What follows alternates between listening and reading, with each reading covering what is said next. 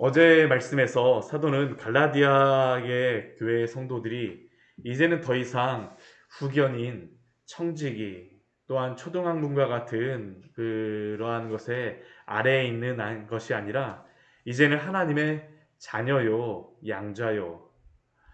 또한 이 세상에 많은 그러한 다스림 아래에 있는 것이 아니라 하나님이 때가 참에 보내신 예수 그리스도를 통하여 주신 복음의 진리와 또한 하나님의 아들의 명분으로 그리스도 안에서 모든 것을 얻었음을 말씀하였습니다. 그러나 사도가 그들에게 대하여서 질문하고 있는 것이 한 가지가 있죠. 그들이 예수 그리스도를 믿음으로 말미암아 이 모든 은혜, 양자가 되는 그러한 은혜, 구원을 받는 것을 넘어서 양자가 되어지고 그리스도 안에서 허락하신 그 모든 은혜와 은덕이 있음에도 불구하고 왜 다시 초등학문과 같은 율법으로 돌아가는지, 사실은 지금 그 사도는 이 갈라디아 교회 성도들에게 그렇게 하지 말 것을 권면하며 돌아올 것을 지금 말씀하고 있습니다. 오늘 말씀도 그 말씀의 연장선에 있는 그러한 말씀입니다. 오늘 그 12절 말씀을 보게 되면 먼저 사도가 이렇게 그 갈라디아 교회 성도들에게 말씀하고 있습니다. 형제들아, 내가 너희와 같이 되었은지요. 형제들아, 내가 처음에 복음을 전할 때에, 갈라디아 교회에 복음을 전할 때에 내가 너희와 같이 되었다. 왜 사도가 이 고린도 교회 그 갈라디아 교회 성도들과 같이 되었겠습니까? 다른 게 아닙니다. 그 갈라디아 교회 성도들을 얻기 위하여서, 하나님의 백성으로 삼기 위하여서 그들과 같이 되었습니다. 사도가 그들의 모양과 같이 되어졌어요. 우리 고린도전서 우리 말씀을 보게 되면 이것에 대하여서 사도가 그 말씀하고 있는 그러한 말씀이 있죠. 우리 말씀을 같이 한번 보도록 할까요? 우리 고린도전서 9장 19절에서 우리 22절까지, 우리 23절까지의 말씀에 보게 되면 사도가 어떻게 복음을 전하는지, 이것은 복음을 전하는 그러한 사람들의 그러한 철칙이라고 할 수 있죠. 어떻게 복음을 전해야 되는가? 우리 고린도전서 우리 9장 19절에서 우리 23절까지의 말씀을 우리 한 목소리로 같이 한번 읽어보도록 하겠습니다. 우리 19절에서부터 한번 읽어보도록 할게요. 내가 모든 사람에게서 자유로우나 스스로 모든 사람에게 종이 된 것은 더 많은 사람을 얻고자 하므라. 유대인들에게 내가 유대인과 같이 된 것은 유대인들을 얻고자 함이요, 율법 아래에 있는 자들에게는 내가 율법 아래에 있지 아니하나 율법 아래에 있는 자와 같이 된 것은 율법 아래에 있는 자들을 얻고자 함이요, 율법 없는 자에게는 내가 하나님께는 율법 없는 자가 아니요 도리어 그리스도 율법 아래에 있는 자이나 율법 없는 자와 같이 된 것은 율법 없는 자들을 얻고자 함이라. 약한 자들에게 내가 약한 자와 같이 된 것은 약한 자들을 얻고자 함이요, 내가 여러 사람에게 여러 모습이 된 것은 아무쪼록 몇 사람이라도 구원하고자 하는 예수 그리스도를 믿음으로 말미암는 약속을 믿는 자들에게 주려 함이니 내가 복음을 위하여 모든 것을 행함은 복음에 참여하고자 함이라. 제가 이게 장수를 한 장을 더 가지고 있어가지고 잘못된 부분을 읽었는데요.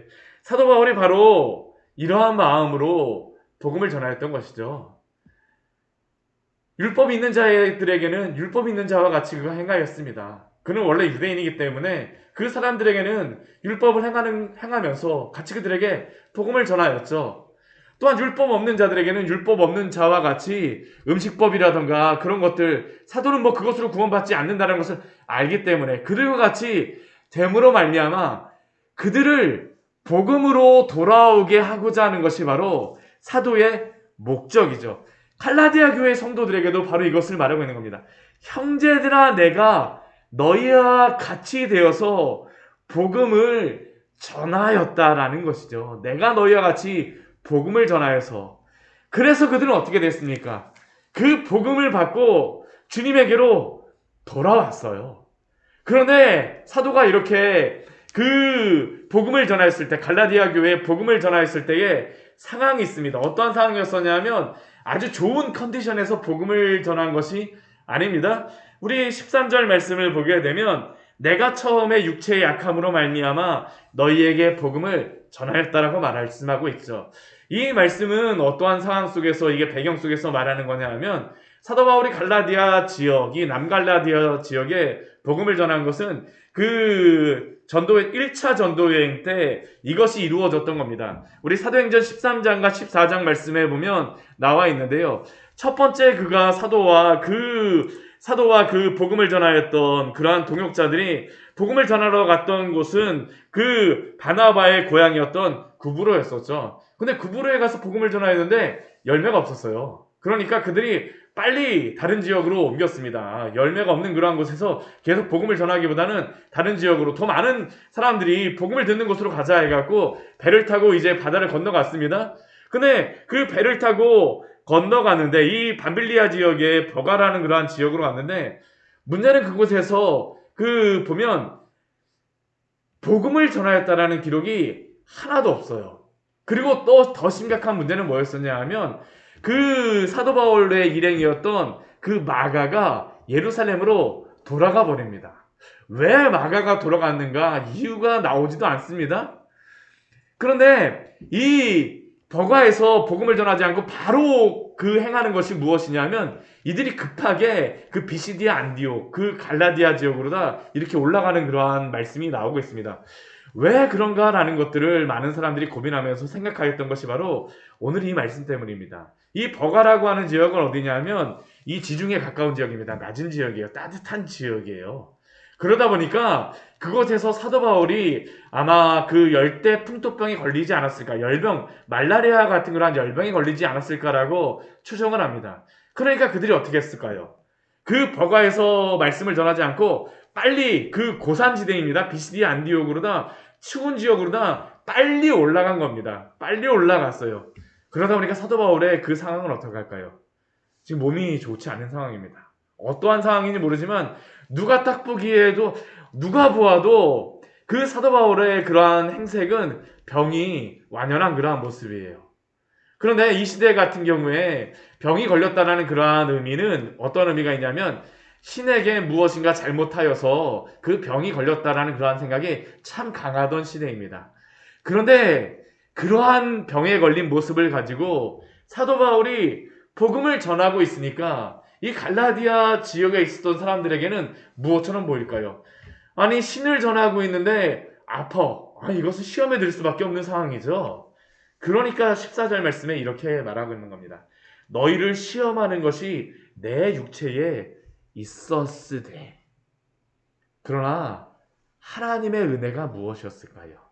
사도 바울이 그 육체에 시험하는 그러한 모습이 있었음에도 불구하고 그 갈라디아 교회 성도들은 그 사도 바울을 업신여기지도 아니하고 버리지도 아니하고, 심지어는 어떻게 합니까? 하나님의 천사와 같이, 그리스도 예수와 같이 영접한 것이 바로 이 갈라디아 교회 성도들의 모습이었어요. 왜 이들이 사도 바울을 이렇게 천사와 같이, 그리스도 예수와 같이 영접하며 맞아줬을까요? 다른 게 아닙니다. 복음으로 인하여서 그들이 변화되어졌기 때문입니다. 복음으로 인하여서 변화되어졌기 때문이에요. 우리 13절 말씀 보십시오. 육체의 약함으로 말미암아 너희에게 복음을 전한 것은 너희가 아는 바라. 이 복음의 말씀으로 이 갈라디아 교회 성도들이 변화되어졌습니다. 참 이상하죠? 복음으로 인하여서 교회가 풍성해지고 성도들의 마음이 참 하나가 되어지게 되면 어떤 일이 벌어지냐면요, 성도들 사이에 사랑이 넘칩니다. 그리고 목회자를 존중을 하는 것이 그 안에서 벌어져요. 막 목사님들이 갖고 목회자에게 이것도 잘하십시오, 저것도 잘하십시오, 필요가 없습니다. 성도들 간에 사랑하십시오, 뭐 하십시오. 제가 설교할 필요가 없다는 것은 아니지만 그렇게 말하지 않아도 돼요. 왜 그럴까요? 복음 안에서 하나가 되어졌기 때문에 서로가 서로를 향하여 기도하고요, 서로가 서로를 향하여서 아껴주고요, 서로가 서로를 향하여서 어려운 일이 있게 되면 참 안타까운 마음을 가지고 내일처럼 기도하며 사랑해주는 일들이 있어지게 되어집니다. 왜요? 복음 때문이죠. 복음 때문에. 복음으로 하나가 되어졌기 때문에. 그런 의미에서 본다면 우리 광야의 샘교회 참 감사한 것 같습니다. 참 교회가 적어서도 그렇지만 서로가 서로 간의 여러 가지 일들을 알게 되니까 무슨 일들이 있거나 아니면 얼굴 표정만 조금만 안 좋으신 것 같아도 무슨 일이 있어요 하면서 그 이야기 듣게 되면 또 기도하며 서로가 섬겨주지 않습니까? 왜 그럴까요? 복음 때문이죠. 그리스도의 은혜가 있게 되면 성도들 간에 분란이 없고요.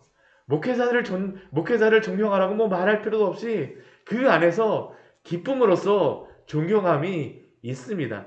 이게 바로 지금 갈라디아 교회에 있었던 그러한 모습이었었죠. 그들이 복음을 들었을 때에 바로 이렇게 사도 바울을 대접하며 사랑함으로 하나가 되었습니다. 심지어 15절 말씀을 보면 어떻게 말하고 있냐면요.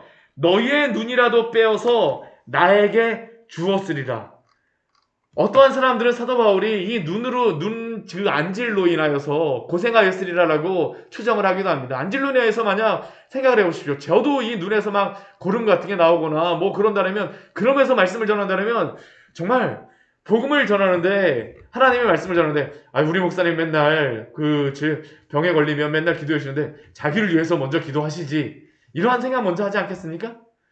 근데 사도 바울이 이러한 상황이었음에도 불구하고 그 갈라디아 교회 성도들은 자신의 눈이라도 빼어줄 것과 같이 사랑하며 함께 하였다라는 것이 바로 이 갈라디아 교회 성도들의 모습이죠. 사랑이 넘치고 섬김이 넘치게 되어집니다. 그런데 교회가 냉랭하게 되어지는 이유가 있습니다. 무엇 때문에 냉랭하게 되어질까요? 복음을 잃어버리게 되면 냉랭하게 되어집니다. 말씀을 잃어버리게 되면 냉랭하게 되어져요. 바로 이 갈라디아 교회 안에 일어났던 일이죠. 다른 복음이 갈라디아 교회에 넘치게 되어지고 거짓 선생들이 이곳에서 복음을 전하고 갈라디아 교회 성도들이 거기에 영향을 받게 되니까 우리 16절 말씀해 보게 되면 바로 사도가 이렇게 그들에게 권면하면서 자신을 책망하는 그런 말이죠. 그런즉 내가 너희에게 참된 말을 함으로 원수가 되었느냐. 놀랍게도 바로 이전에는 사도에게 눈이라도 빼어줄 것과 같았던 그러한 갈라디아 교회 성도들이 지금은 사도가 참된 말, 복음을 전하는데도 불구하고 사도를 무엇처럼 대합니까? 원수처럼 대하고 있다라는 것입니다. 거짓 선생들이 와서 사도는 참된 사도가 아니며 그가 전하는 복음도 그 거짓 복음으로 예루살렘 사도들이 전하는 복음과 다르며 고차원적인 그러한 복음은 예수님을 믿지만 그러나 온전히 의롭게 되기 위하여서는 할례도 행하고 율법도 지켜야 된다라고 말하기 시작하고 그것에 갈라디아 교회 성도들이 물들어가기 시작하니까 어떻게 할까요? 이제는 사도를 원수와 같이 여기게 되어지는 것입니다. 이게 교회가 무너지는 그러한 방법입니다. 사단이 어떻게 부흥하는 교회를 무너뜨리고자 할까요? 어떻게 무너뜨리고자 할까요? 다른 거 하지 않습니다. 다른 복음을 교회 안에 퍼뜨리기 시작해요. 다른 복음을 교회 안에서 넘치도록 만들어 버립니다. 거짓 선생들이 들어옵니다. 요즘에 한번 이단을 한번 보세요. 저희 교회도 신천지하고 이 구원파, 이 박옥수 기쁜 성교회에서 주기적으로나 막 그냥 월간지 같은 거를 보내줍니다. 이 사람들 얼마나 그렇게 열심히 있는지 몰라요. 얼마나 열심히 있는지 모릅니다. 왜 그럴까요? 그거 하나 받고 나서 누구 한 명만 영향을 받게 되면 어떻게 될까요? 교회가 확 무너지는 겁니다. 목회자가 만약 그것에 대해서 영향을 받으면 어떻게 할까요? 목회자가 교회에 섬기지 않습니다. 성도 섬기지 않아요. 하나님의 말씀을 섬기지 않습니다. 이 노예와 이 교단으로부터 벗어날 수밖에 없어요. 성도들도 그러한 소리를 듣게 되면 이단의 영향을 받게 되면 어떻게 할까요? 아니 우리 목사님 설교는 무엇인가 조금만 답답한 것 같아. 영향을 받기 시작하죠. 우리 청교도라든가 우리 초대교회 시대에서부터 복음을 전하였던 그러한 사람들의 설교를 한번 보십시오. 이 여러 그 참된 복음을 전하였던 그러한 설교들을 보게 되면요, 그 사람들의 그러한 설교들은 보통 설교가 아닙니다. 한 편의 논문 같습니다. 정말 막 이 설교 한 편이 그 책 한 20페이지, 30페이지 논문과 같이 정말 빽빽하게 해갖고 어렵게 적혀졌어요. 참 딱딱한 그러한 말씀이라는 그런 생각이 듭니다. 그런데 하나님께서 어떻게 하셨을까요? 그러한 복음의 말씀을 통하여서 성도들을 변화시키십니다. 그리고 하나님 앞에 붙잡아 오세요. 교회를 그러한 말씀을 통하여서 부흥을 시키십니다. 그런데 교회를 어떻게 무너뜨릴까요? 거짓 선생들이 들어옵니다. 쉬운 그러한 말씀 같은 거를 전해요.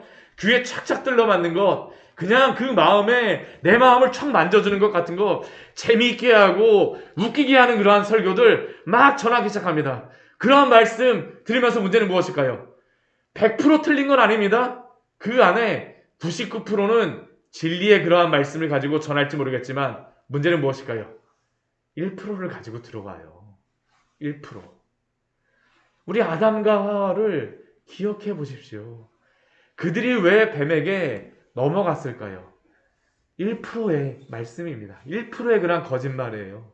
이 1%를 가지고 교회를 무너뜨리고 성도를 무너뜨리는 것입니다.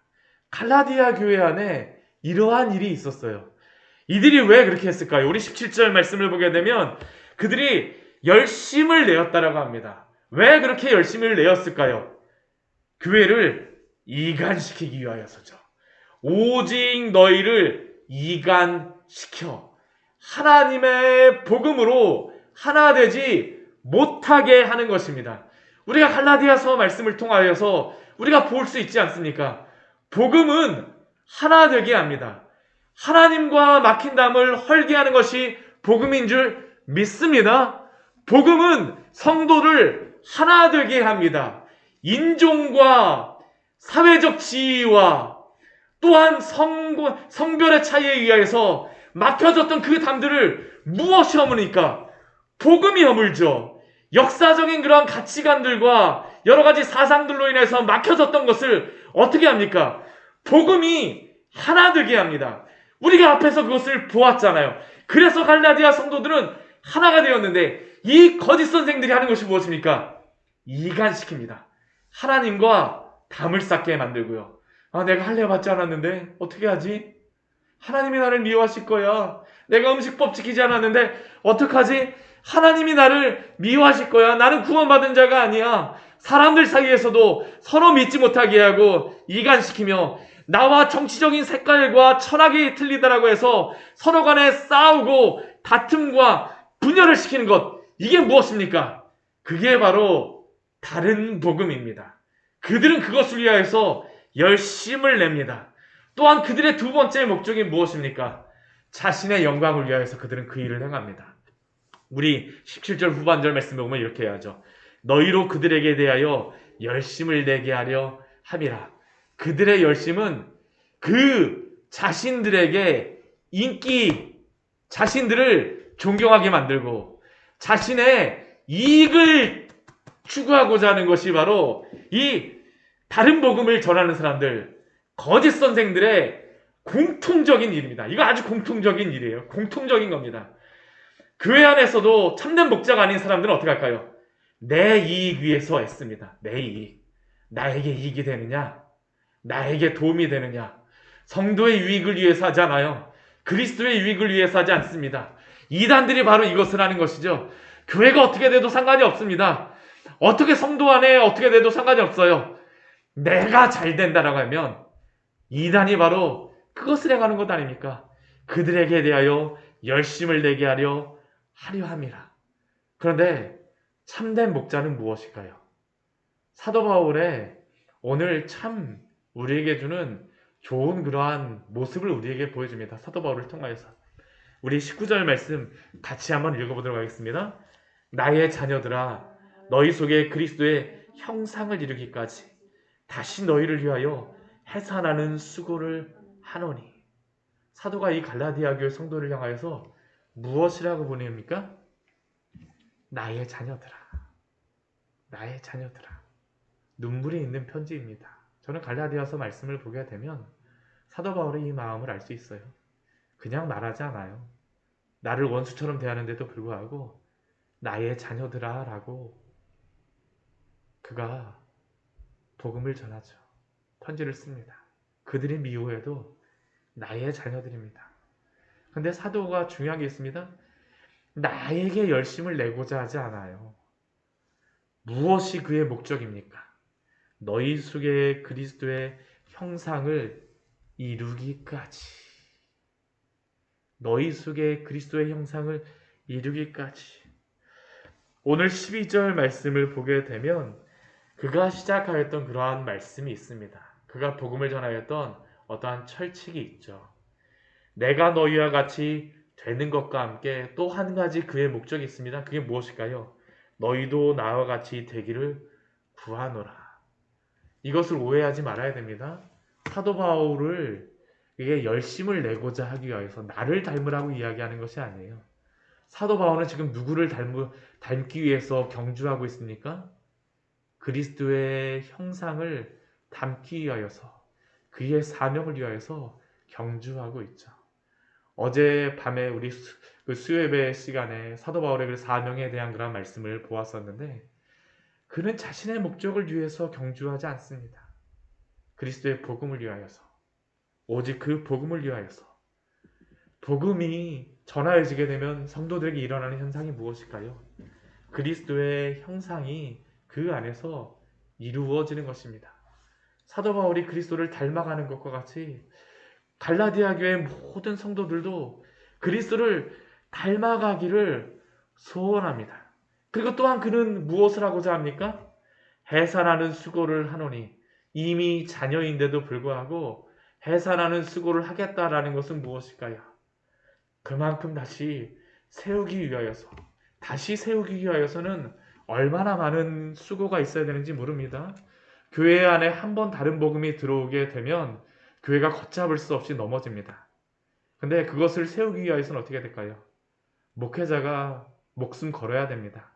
사실은 처음에 복음을 전하기보다 한번 무너진 성도를 세우기 위해서는 목숨 걸어야 됩니다. 해산한다라는 것이 바로 그것이죠. 엄마가 그냥 아이를 낳습니까? 자신의 목숨을 걸고 나서 아이를 낳는 것이 바로 해산입니다. 이게 바로 거짓 선생이 아닌 참된 복음을 전하는 그러한 목자의 모습입니다. 우리의 가정에서 자녀를 이렇게 양육하십시오. 또한 교회에서 성도들을 섬길 때에 이렇게 섬기십시오. 우리에게 뭐 꼭 사도 바울과 같은 앞에서 목자라는 그러한 것이 아니라 할지라도 우리에게 맡겨진 그러한 영혼들이 있지 않습니까? 우리에게 이렇게 수고할 것을 또한 말씀하고 있습니다. 이러한 은혜 가운데 이러한 수고로서 우리 광야의 샘교회가 세워지며 주님의 나라를 이뤄가기를 소원합니다. 같이 기도하도록 하겠습니다. 하나님 아버지, 오늘 말씀